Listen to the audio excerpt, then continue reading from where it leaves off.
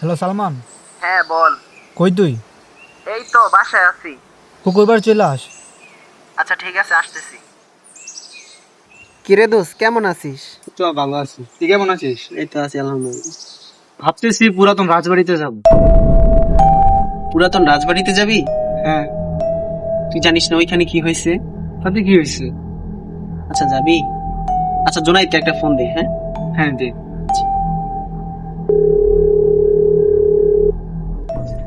এই কিরে দোস্ত, কি অবস্থা, কেমন আছিস?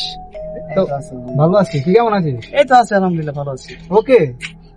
আরে আর বলিস না, সারাদিন শুধু পিছন পিছন ঘুর ঘুর করে। আচ্ছা শোন, তোদেরকে যেটার জন্য ডাকছি, ওই যে পুরাতন রাজবাড়িটা আছে না? হ্যাঁ হ্যাঁ, এখানে যাবি?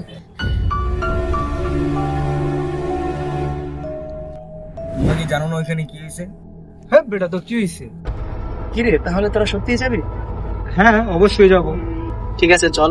তাহলে চল।